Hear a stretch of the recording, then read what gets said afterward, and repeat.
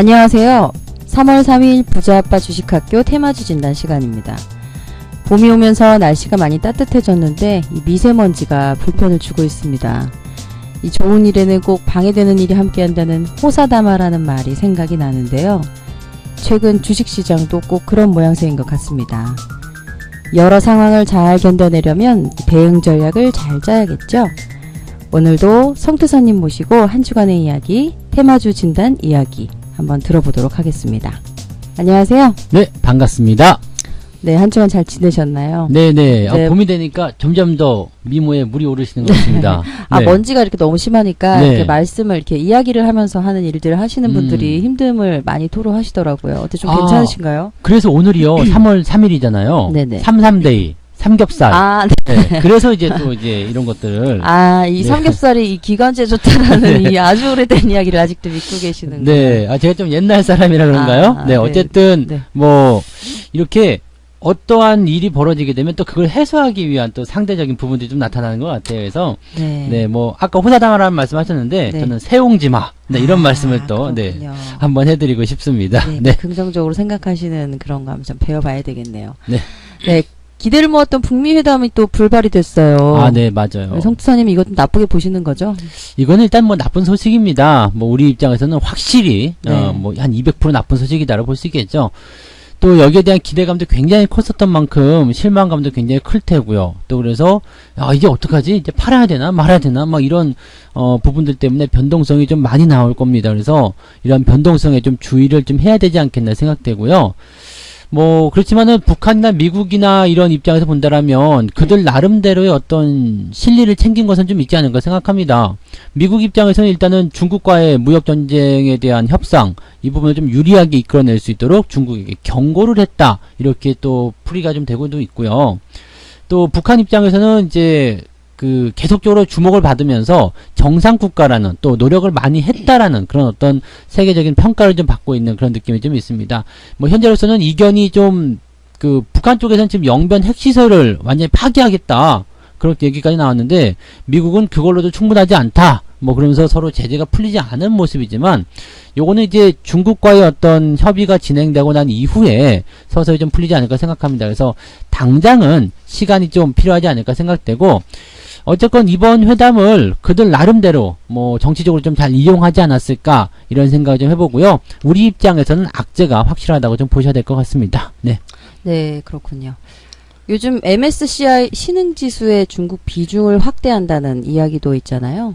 그렇죠. 요것도 악재로 보시는 거죠? 그렇죠. 악재네요. 네. 악재가, 악재로 오늘 두 가지를 들고 나오셨는데, 네. 진짜 악재가 많네요. 네, 맞습니다.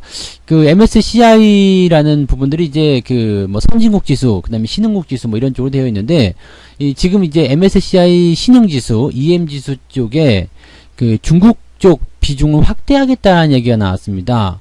그렇게 된다라면은 이제 그 자금은 한정적이고 이 서로 간에 이제 비중만 좀 달라지는 부분이라서, 이렇게 되면 뭐 한국을 비롯한 다른 이머징 국가들에게서 자금을 빼가지고 중국으로 집어넣겠다는 이야기죠. 그래서 지금 한국 쪽에서는 자금이 최대한 18조 원대까지 빠져나갈 수 있다. 이게 이론상의 수치이긴 합니다만은 거의 10조 원대 이상의 자금이 이탈될 것으로 보고 있습니다. 그래서 외국인 자금이 나가더라도 사실 뭐 매수가 많이 들어오면 괜찮은데, 지금은 이제 앞서서 말씀드린 것처럼 뭐 대북 악재들도 좀 있었고요. 그래서 당장은 호재가 없는 상황이거든요. 그렇다면 외국인 자금들이 과연 그 이상으로 들어올 수 있을까라는 생각이 좀 들어가는 거죠. 그러니까 이 부분도 이제 매도가 좀 커질 수 있는 부담감이 있다.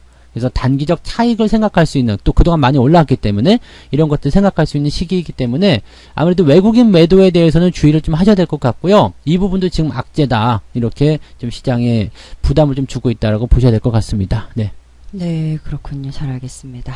그러면 지금 말씀해 주신 거에 이어서 첫 번째로는 MSCI 관련한 종목들 세 종목 준비해 주셨는데 먼저 살펴볼게요. 첫 번째 네. 종목은 삼성전자네요. 네, MSCI 쪽으로 이제 그 자금들이 좀 이탈을 하게 된다면, 근데 뭐 가장 많이 비중을 가지고 있는 종목이 먼저 얻어맞겠죠. 그래서 여기 이제 삼성전자인데요. 지금 비중이 가장 많습니다. 약 20% 정도를 차지하고 있죠. 그러니까 MSCI에 편입이 되어 있는 한국 종목들 중에서 그 중에 삼성전자가 차지하는 비중이 약 20% 정도인데 굉장히 큰 편이죠. 그래서 이게 지난 그 1월 달부터 시작해서 계속 올라왔단 말이죠. 이 올라간 부분들이 한 20%가 넘었는데, 제가 이제 올라가는 과정에서 계속 말씀드린 게 뭐였냐면, 자, 이 정도면 외국인들이 수익 실현을 한번 해볼 만도 하지 않겠는가라는 생각이죠. 근데 그럼에도 불구하고 외국인들의 매도가 나오지 않기 때문에 이 부분은 일단 매도가 나올 때까지 계속 지켜봐야 되겠다라는 생각을 좀 했었습니다. 그리고 그런 말씀 드렸었는데, 실제로 보면은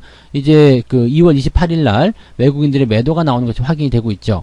자, 이렇다면 이게 단기적 차익 실현에 대한 부분이 됐든 아니면 MSCI에 대한 어떤 실제적인 어떤 자금 이탈이 됐든, 뭐 물론 바로 나타나지 않았었겠지만 이런 것들 염두에 둔 내용이 됐든지 간에 일단 주가적인 부분에서는 매도가 나오기 시작했고 주가가 하락하는 그런 포인트로 연결이 된 겁니다. 자, 그렇다면 외국인 매도가 나올 때는 일단 차익 매도에 대한 부분 때문에 주가가 단기적으로 하락할 수 있다는 말씀을 드렸죠. 그래서 지금 자리는 사실 뭐 28일 지난 금요일 목요일장이었죠. 지난 주말장에서 매도를 좀 같이 들어가셨으면 단기적으로 매도 포인트가 훌륭하게 나오지 않았을까 생각합니다. 현재 시점에서 조금 더 하락할 수 있는 포인트가 있겠습니다. 그래서 이 부분은 좀 이제 주의를 계속 하셔야 되는 그런 입장이라고 보셔야 될 것 같고요. 지금 시점에서 본다라면은 신규 매수는 일단 더 내려갈 거 예상되기 때문에 좋지 않겠죠. 가지고 계신 분들은 지금 매도가 아니셨다라면 일단 한 번 더 얻어맞은 상황에서 매도가 의미가 없어요. 왜냐면 43,000원까지 한 번 더 밀린다. 한 3, 4% 정도 밀릴 수 있다라고 생각한다라면 실제적으로 뭐 3, 4%까지 밀리면 지지대가 또 다가오기 때문에 이제는 매도가 큰 의미가 없겠죠. 그래서 지금 현재 시점에서 들고 계시는 분들은 하락하는 거 한 번 더 얻어 맞으시고요. 일단은 보유 관점 유지하시면서 지지선 확보하고 반등 나가는 여부를 기다리셔야 될 것 같습니다. 매도는 지금 월요일날 대응하시기 조금 늦으신 것 같고요. 매도는 이제 이전에 진행을 하셨어야 되는데 이 부분이 일단 안 됐기 때문에 보유하신 부분에서는 보유 관점, 그 다음에 신규 조건은 조금 더 관망하자 이렇게 말씀드려야 될 것 같습니다. 네, 삼성전자 알아봤습니다. 보유하신 분들은 조금 더 보유를 하시고 네. 반등을 좀 기다리시는 게 좋다는 의견, 그리고 신규 의견은 따로 주지 않으셨어요. 네, MSCI 관련 종목 두 번째 종목은 셀트리온 제약입니다. 좀 어떤가요? 네, 셀트리온 제약은 이제 신규로 편입됐죠. 이제 작년 5월에 편입했을 거예요. 네, 작년 5월. 근데 이게 그 모건 스탠리 입장에서는 굉장히 좀 기분이 안 좋을 것 같아요. 왜냐면 5월에 이제 편입을 시켜놨는데 계속 주가가 하락하고 있죠.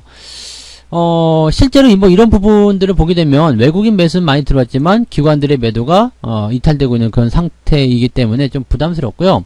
일단 바이오 쪽 부분들 또 기업들 실적이 계속 좋지 않기 때문에 이거는 뭐 MSCI에 편입이 돼서 뭐 자금이 이탈될 확률은 많지 않습니다. 왜냐하면 들어온 지 얼마 안 됐고요. 또 비중도 많지 않아요. 그렇기 때문에 여기서 뭐 외국인 자금이 실제로 이탈돼 가지고 뭐 문제가 생긴다 이렇게 보실 만한 내용은 아닌데 업황 자체가 좋지 않죠. 최근에 어닝 쇼크라든지 이 부분도 있기 때문에 부담스러운 부분은 여전히 유지되고 있습니다. 이 종목은 보유하신 분들은요, 59,000원, 6만원 요 정도 될 것 같은데 58,000원까지도 볼 수 있겠습니다. 지지선을 58,000원 보시고요. 요 아래로 내려가시면 일단 매도한다. 요 생각 가져가시고요. 보유는 58,000원 이상에서 유지하시면 좋겠습니다. 신규 접근은 재미없어요. 지금 재미없는 구간이라서 신규 접근 하지 마시고요. 보유하신 분들만 지지선에 대한 대응 전략 짜시면 될 것 같습니다. 네, 셀트리온 제약 알아봤습니다. 58,000원의 지지, 그리고 보유하신 분들은 좀 더 보유하시는 게 괜찮다는 의견 주셨고, 신규 고려하시는 분들에게는 따로 의견 따로 주지 않으셨습니다. 네, 세 번째 종목은 LG U+입니다. 좀 어떤가요? LG U+는 이제 가장 최근에 편입된 종목이죠. 이제 2018년 8월 요 경에 이제 편입이 돼서 실제로 이제 외국인 매수 잘 들어왔어요. 잘 들어왔고 또 유지가 되면서 주가가 상승세를 잘 보냈습니다. 근데 최근에 주가가 좀 하락하는 모습이 좀 있었는데 뭐 이런 부분들은 뭐 일단 과정 속에서 나오는 부분에서 뭐 큰 문제는 없다라는 말씀 일단 들었을 거예요. 그리고 지난번에 한번 진단을 해드린 적이 있었는데 여기가 이제 저점에 대한 어떤 포인트를 만들 수 있다라는 의견을 좀 드렸었죠. 뭐 5G라든지 이런 부분에서 주목도가 좀 높아지고 있기 때문에 이 시점에서 이제 저점 지지가 된다면 반등이 나올 수 있다. 이렇게만 우리가 생각하시면 될 것 같고요. 가지고 계신 분들은 보유 관점 유지하시면 좋습니다. 그리고 14,500원 라인 때 그대로 보시면 되겠는데 문제는 이제 역배열이죠. 역배열에서 나타나는 부분들은요. 주가가 단기에 오르기 좀 어려울 것 같아요. 그래서 가지고 계신 분들은 뭐 비중 조금 해가지고 여기서 매수해본다. 뭐 말리지 않습니다. 괜찮아요. 그런데 일단은 조금 시간적인 부분에 여유가 좀 필요할 거 생각되기 때문에 조금 더 관찰하시면서 매매를 하시거나 아니면은 아예 매매 접근하신다면 분할로 조금씩 비중 잘게 쪼개서 대응하시는 것을 권장해 드릴게요. 그래서 시간적인 여유가 조금 필요한 그런 상황이다 정도로만 보시면 되겠고요. 종목 자체로서는 지금 나쁘지는 않겠습니다. 네. 네, 보유하신 분들은 좀 더 보유하시는 것도 괜찮다는 의견, 그리고 신규 고려하시는 분들은 이 14,500원 정도 선에 이 지지가 형성되니까 조금 그런 네. 부분에서는 분할로 접근하는 거 괜찮다는 의견 주신 거죠. 이제 분할로 접근하시더라도 지금 재미없다는 걸 알고 계셔야 돼요. 아, 시간이 조금 네네네. 걸린다. 그러니까 나는 오랫동안 투자하겠다, 조금 길게 보겠다 이런 생각이라면 뭐 조금 사시는 거 말리지 않겠습니다만은 지금 사놓고 나서 왜 수익이 안 나지? 한 달 지났는데 왜 수익이 안 나지? 뭐 그럴 수 있거든요. 네. 그러면은 조금 곤란할 수 있겠죠. 네. 네네. 장기적인 관점으로 보시는 분들에 한해서 이 14,500원 근처에서 분할로 비중 작게 접근해 보시면 괜찮다는 의견 주셨어요. 네, MSCI 관련 종목 세 종목 알아봤고요. 다음은 북미 회담 결렬에 따른 대북 관련주 알아봐야 되겠죠. 네, 이것도 또 알아봐야 되겠네요. 네. 그래서 네. 네, 첫 번째 종목은 대아TI예요. 좀 어떤가요? 대아TI는 철도 관련주죠. 네, 철도 관련주인데 이제 많이 하락했어요. 뭐 그럴 수밖에 없죠. 이번에 김정은이 그 특별 열차를 60시간 동안 기차를 타고 가면서 그 주목을 받으면서 실제로 이제 우리나라에서 북한을 통과해가지고 중국으로 해가지고 막 뭐 유럽으로 가고 뭐 이렇게 갈 것이다 이런 기대감이 부풀어 있었거든요. 그래서 철도 관련주들이 주목을 받는가 싶었는데 이게 협상 결렬되니까 바로 빠져버리는 거죠. 그래서 이런 내용들. 근데 지금 대북 관련주들은 우리가 좀 조심하셔야 되는 부분들이 뭐냐면 시세가 이미 만들어진 종목들은 재미가 없다는 말씀을 계속 드려왔거든요. 그러니까 요 내용들 우리가 보셔야 돼요. 시세가 이미 만들어진 종목들은 움직일 수가 없다. 그래서 이번에 악재가 나오게 되면은 이 실망감으로 주가가 훅 빠져버리는 부분들이 나타나게 되는 거죠. 여기서는요, 일단은 뭐 보유하신 분들은 보유하셔도 괜찮다는 말씀을 드렸습니다. 그렇지만 재미가 없다. 반등이 나갈 수 있는 가능성이 많지가 않다. 이런 부분들이었고요. 이런 식의 어떤 변동성이 나올 때 주가가 오히려 훅 떨어지는 경향이 만들어질 수 있기 때문에 이 부분은 조심을 좀 하셔야 되겠죠. 다만 이제 아래쪽 꼬리가 좀 달려있는 부분을 이제 우리가 좀 참고하다 보면은 이렇게 분봉 좀 볼게요. 쭉 내려갔다가 막판에 반등세가 좀 나왔죠? 이게 이제 마지막에 나온 부분들인데 요 내용들을 좀 미루어 봤을 때는 일단은 진정세를 좀 만들어냈다고 생각되고요. 추가적인 하락이 나오더라도 조금 제한적이지 않겠나 생각됩니다. 그리고 일단 큰 낙폭에 대한 어떤 기술적 반등 이런 부분들은 예상해 볼 수 있기 때문에 반등시 매도라든지 그 다음에 비중 축소 이런 쪽에 관점을 좀 생각하시면 좋겠습니다. 대북 관련주들은 기본적으로 좀 길게 보셔야 되는 부분이라서 단기적 변동을 생각하시면서 대응하시기에는 조금 답답할 거예요. 그래서 시세 많이 난 종목들은 일단 쳐다보지 않는다. 요것을 가지고서 꼭 중점에 놓고 보셔야 되겠습니다. 신규 접근 좋지 않겠죠? 가지고 계신 분들은 반등 이용해서 비중 축소 관점 말씀드립니다. 네, 대아TI 알아봤습니다. 보유하신 분들은 반등 시 매도 또는 비중 축소를 추천해 주셨고 신규를 고려하시는 분들에겐 따로 의견 주지 않으셨습니다. 네, 대북 관련주 알아보고 있는데요. 두 번째 종목은 아난티입니다. 좀 어떤가요? 아난티도 이제 단기에 좀 많이 올라온 종목 중에 하나죠. 그리고 이제 최근에 좀 주가가 많이 올라왔던 부분은 이제 대북 관련한 이슈가 좀 잘 풀리게 되면 금강산 쪽에 이제 한 관광부터 될 것이다. 그 얘기가 나왔었던 부분이거든요. 근데 이게 이제 사실 물 건너가는 부분이 좀 있었고 조심해달라는 말씀 좀 드렸던 거는 관계가 개선이 되어서 좋아졌다고 하더라도 이게 주가가 크게 오를 수 없는 부분들이 뭐냐면 이제 리조트가 너무 많이 놀고 있었다는 이야기죠. 그러니까 골프장에 뭐 잡초가 무성하고 설비도 다 낙후돼가지고 좀 부담스러웠다라는 부분들이었는데 요게 이제 악재를 맞으면서 이제 주가가 좀 하락하는 모습이 좀 있었던 것 같아요. 역시 마찬가지죠. 시세가 이미 발생된 종목은 주가 상승이 계속 연결되기 어렵다는 부분을 생각하셔야 되는 내용이라서 현재 시점에서 본다라면 이 종목도 추가 하락에 대한 부분이 나타날 수 있습니다. 그래서 요건 조심을 좀 하셔야 되겠고요. 대신에 지지선에 대한 부분, 그 다음에 이제 28일날 그 하락 이후에 반등이 나오는 부분을 생각했을 때 기술적 반등 정도는 생각할 수 있겠다.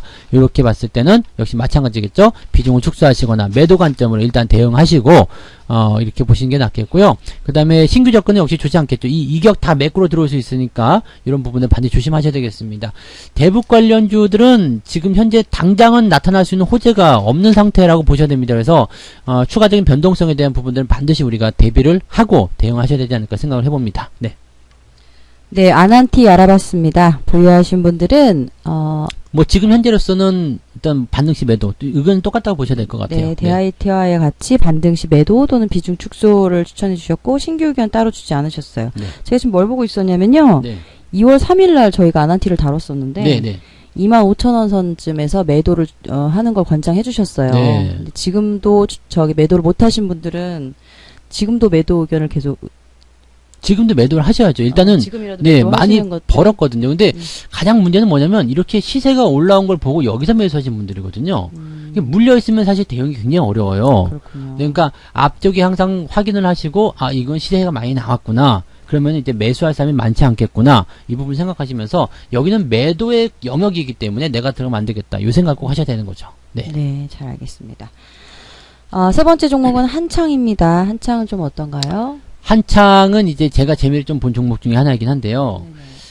이건 이제 크루즈 사업을 한다고. 그래서 금강산 관광 뭐 이런 쪽으로 또 풀렸었던, 갑자기 뒤늦게 대북 쪽으로 들어갔죠. 그래서 요 종목 같은 경우는 그동안 시세가 나온 게 없었거든요. 그렇기 때문에 여기서 반짝 반등이 나갔던 거죠. 근데 여기서 이제 시세가 나오다 보니까 제가 어떤 말씀을 돈비나에 드렸냐면, 자, 이것도 이제는 사시면 안 된다.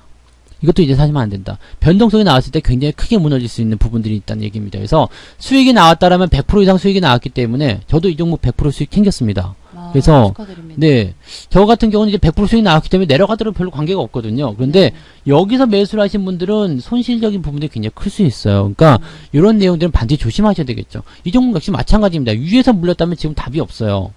반등을 좀 기다렸다 매도하시거나 아니면 아예 그냥 뭐 장기적으로 놓고 이제 대북 관계가 완전히 해소될 때까지 그냥 가야 되는데, 실제로 위쪽에서 매수하신 분들 입장에서는 자금이 그렇게 여유 있는 분들이 많지 않거든요. 그러니까 뭐 빚을 내서 했다거나 신용을 썼다거나 이런 분들 많을 수 있어요. 그러면 자금이 꽉 묶여버린 상태, 그것도 손실난 상태에 묶여버리게 되면 굉장히 피곤해지죠. 그러니까 이런 내용들을 반드시 조심하셔야 되는 내용이라고 좀 보셔야 될 것 같아요.